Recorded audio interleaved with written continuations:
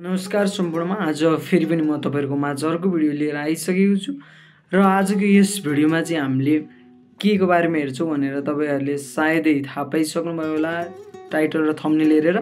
र आजको यस भिडियो चाहिँ हामीले टिओबी हैन जताततै अहिले सोशल मिडिया भरि चाहिँ टिओबी को चर्चा रहिरहेको छ हैन कसरी के कारणले यो कुराको चर्चा आयो भनेर हामीले त्यो पनि हेर्ने छौं र के हो त यो टिओबी भनेको पनि हेर्ने छौं अन्त्यसम्म त्यसैले भिडियो हेर्नु होला र जेनजीको प्रोटेस्ट भएको 1 महिना बितिसक्दा पनि अझै भित्रभित्रै कन्फ्लिक्ट आइरहेको छ कति कुरामा चाहिँ हैन विवादहरु आइरहेको छ थुप्रै खालको कुराहरुमा विवाद आइरहेको छ त्यो हुँदै गर्दा चाहिँ अहिले फेरि नयाँ एउटा कुराको चाहिँ चर्चा आएको छ त्यो भनेको टिओबी रहेको छ हैन यो कसरी चर्चामा आयो भन्दाखेरि दिवाकर शाह जो पत्रकार छन् उनले चाहिँ यसबारे भिडियो हालेका थिए हैन उनले यसबारे भिडियो हाल्दै गर्दाखेरि चाहिँ त्यहाँ कुरा गरेका छन् टिओबी भनेको के हो यो कालो टी-शर्ट लाएर आएको छ यसको बारेमा तथ्य निकालियोस् कसले सक्छ यस्तो उस्तो अथवा मै पनि चाहिँ अब भनौं न मै पनि चाहिँ कसैले चाहिँ म कसैको नजरमा परिसके मलाई नै अट्याक हुन सक्छ भन्ने यस्तै कुरा गरेका छन् हैन यो भन्दै गर्दा टिओबी भनेको के हो साच्चैमा चाहिँ टिओबी भनेको विदेशी दलाल अथवा हैन केही हो कि हैन जस्तो सोशल मिडिया भरि हल्ला चलिरहेको छ त्यो हो कि हैन हामीले सबै कुरा त्यसमा विस्तृतमा हेर्छौं त्यसैले अन्त्यसम्म चाहिँ भिडियो हेर्नु होला र टिओबी भनेको चाहिँ तिब्बतियन ओरिजिनल ब्लड भनेर चाहिँ तपाईहरुले थाहा पाइसक्नु होला फुल फर्म भनेको चाहिँ यही हो यसको पूरा रूप भनेको चाहिँ तिब्बतियन ओरिजिनल ब्लड र यो भन्दै गर्दा अब यो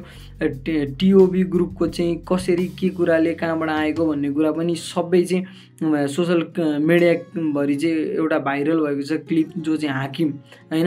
हाकिम भनेको एकजना र्यापर हुनुहुन्छ उहाँ पनि यो टिओबी ग्रुपको चाहिँ सल्लाहकार हुनुहुँदो रहेछ हैन उहाँले चाहिँ एउटा भोइस क्लिप अथवा हैन कान्तिपुरसँग सायद चाहिँ कुरा गरेर चाहिँ भोइस क्लिप सार्वजनिक भएको छ कान्तिपुरको थ्रुबाट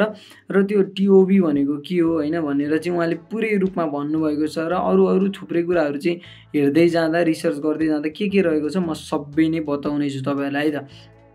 अब टिओबी भनेको तिब्बतियन ओरिजिनल ब्लड हैन यो चाहिँ किन लेखिएको कसरी लेखियो कहाँबाट आयो भन्दाखेरि सुरुमा चाहिँ अब यो 2 वर्ष प्लसै भइसक्यो आएको भन्ने कुरा उहाँले बताउनु भएको छ हाकिम जो चाहिँ सल्लाहकारको रूपमा पनि बस्नु भएको रहेछ टिओबी ग्रुपमा अब यो टिओबी तिब्बतियन ओरिजिनल ब्लड चाहिँ किन राखिएको भन्दाखेरि जो त्यहाँका मेम्बरहरु छन् उनीहरु आफै स्वयं नभएर उनीहरुका प्यारेन्ट्स हैन हजुरबुवा बुवाहरु चाहिँ तिब्बतियन हुनुभएको चाहिँ कुरा आएको छ हैन त्यो तिब्बतियन हुनुभएकाले चाहिँ तिब्बतन ग्रुपै राखौं भनेर कुरा आएको छ र अरु 1-2 जनाले सोशल मिडियामा के पनि हालेका छन् भन्दाखेरि जस्तै क्षेत्रीको ग्रुप होला तिब्बतियन होला यो सामान्य रूपमा चाहिँ एउटा ग्रुप मात्र राखिएको हो हैन अनेकले आफआफ्नो चाहिँ कल्चर अनुसार हैन आफआफ्नो चाहिँ नामहरु राख्ने छन् त्यही अनुसार यो पनि राखिएको थियो भन्ने कुरा गरेको छ र हाकिम जो चाहिँ हुनुहुन्छ हैन सुरेन्द्र गुरुङ चाहिँ उहाँले के पनि भन्नुभएको छ भन्दाखेरि धेरै लामो भइसरहेको छ म त्यसलाई चाहिँ विस्तृत रूपमा चाहिँ एउटा समराइज गरेर भन्ने कोसिस गर्दै छु उहाँले के भन्नुभएको छ भन्दाखेरि चाहिँ अब यो तिब्बतियन ओरिजिनल ब्लड राखिएको थियो सुरुमा कसरी राखेको भन्दाखेरि त्यहाँको कोही मेम्बरहरुको चाहिँ हैन केही मेम्बरहरुको चाहिँ जो प्यारेन्ट्सहरु चाहिँ तिब्बतियन हुँदो रहेछ हैन त्यही अनुसारले चाहिँ उनीहरुले पनि आफ्नो कल्चरलाई बुझाउने गरी चाहिँ राखेका रहेछन् भन्ने कुरा आएको थियो र जब चाहिँ हाम्रो र्यापर हुन्छ हाकिम हैन सुरेन्द्र गुरुङ उहाँ चाहिँ जब जानुभयो एज सल्लाहकार चाहिँ बसिरहँदा यसले चाहिँ भोलि कन्फ्लिक्ट ल्याउँछ अथवा यसले चाहिँ अलिकति सुहाउँदैन यो नाम राख्नु यसरी चाहिँ हैन यसले केही समस्या दिन सक्छ भनेर चाहिँ यसलाई पछि चाहिँ द ओरिजिनल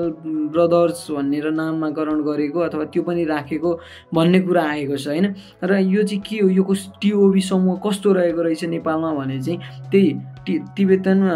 ओरिजिनल ब्लड भनेर भनिसके हैन त्यो कस्तो रहेछ भने एउटा राइडरको ग्रुप रहेछ हैन उहाँहरुले चाहिँ के गर्नु हुँदो रहेछ भन्दाखेरि चाहिँ राइडर ग्रुपहरुले चाहिँ जब समस्या पर्छ नेपालमा जताततै हैन शिक्षाको लागि होला खानपिनको लागि होला हैन त्यसो समस्या बाढी पहिरो केही होला समस्या जब समस्या पर्छ त्यो बेला अलिअलि हेल्प गर्दै आइरहनु भएको रहेछ पहिलेदेखि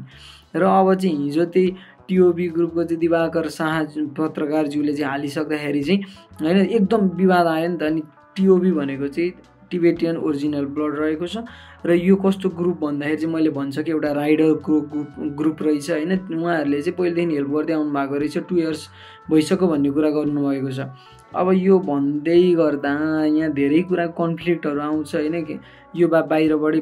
चलेको हो कि अब नेपालबाटै आएको हो कि अनेक धेरै कन्फ्लिक्ट आइरहेको छ होइन। अब मैले यो एउटा जुन कन्फ्लिक्टहरू आइरहेको छ यो के कारणले यस्तो भइरहेको छ, किन यस्तो आइरहेको छ, बा साँच्चै बाहिर के अझै एजेन्टले चाहिँ चलाइरहेको छ होइन, सरकार बाहिर के एजेन्टले बनाएको हो कि भन्ने कुरा, यो सबैमा चाहिँ मैले एउटा विस्तृत भिडियो छिट्टै नै लिएर आउनेछु। अहिलेको लागि चाहिँ टिओबी भनेको चाहिँ केही नभए टिबेटियन ओरिजिनल ब्लड रहेको छ। र यो कसरी आयो भन्दा पनि मैले भने आफू स्वयं तिब्बतियन होइन कि जो ग्रुपहरू छन् उनीहरूका कोही मेम्बर मध्येका प्यारेन्ट्सहरू, हजुरबाहरू, बुवाहरू चाहिँ कति तिब्बतियन हुँदो रहेछ होइन। त्यो कारणले चाहिँ एउटा आफ्नो कल्चरलाई पनि झल्काउने गरी राखेको भन्ने छ। र पछि चाहिँ द ओरिजिनल ब्रदर्स भन्ने पनि नामकरण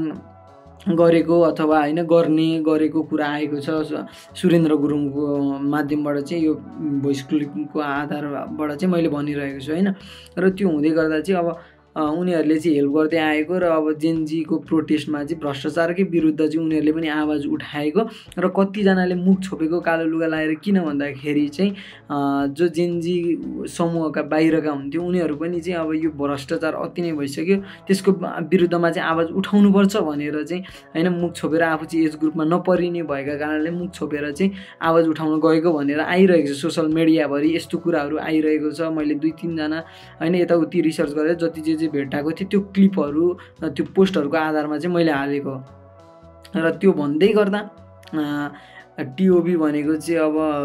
बाहिरबाटै चलेर आएको अथवा होइन बाहिरकै समूह तिब्बतियन समूह आएर नेपालमा चाहिँ त्यो नहुनसक्छ या हुनसक्छ होइन। त्यो चाहिँ हामीले क्लियरली यसरी चाहिँ डाइरेक्टली यो हो कसैले हालेको कुरा सिधै त्यसको पछि लाग्नुभन्दा पनि आफूले चाहिँ एउटा रिसर्च गरेर प्रपर रिसर्च गरेर चाहिँ अघि बढ्नु राम्रो हुन्छ। र मैले त्यो पुरै चाहिँ होइन अहिले यो यत्रो कन्फ्लिक्टहरू किन आइरहेको छ, एजेन्टको कुरा आइरहेको छ, इन्डियन एम्बेसी होइन, अमेरिकन एम्बेसी, यस्तो कुराहरू अनेक आइरहेको छ होइन। त्यसको बारेमा मैले एउटा छुट्टै भिडियो राम्रो खालको चाहिँ लिएर आउने छु होइन। त्यति बेलसम्म चाहिँ हजुरहरूले चाहिँ कुनै पनि भिडियो आयो भने चाहिँ डाइरेक्टली त्यसलाई चाहिँ हो यही हो सिधा भनेर जानुभन्दा पनि आफूले रिसर्च गर्ने, सत्य तथ्य थाहा पाउने, खोज्ने, अनुसन्धान गर्ने र जबसम्म 100% स्योर हुँदैन होइन। अहिले पनि त्यो टिओबीलाई जस्तै बाहिरकै हो मानिलो एकछिनलाई भने होइन, टिबेटियनहरू चाहिँ आएर चाहिँ यहाँ गरेको हो भने उनीहरूले पनि त आफूले डाइरेक्ट देखाएर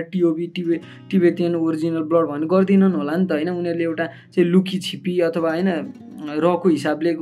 कुनै हिसाबले गर्थे होला नि त होइन। त्यो हिसाबले हेर्दाखेरि चाहिँ त्यसैले चाहिँ डाइरेक्ट जे देखिन्छ त्यो सत्य नहुनसक्छ होइन, जे देखिन्छ त्यो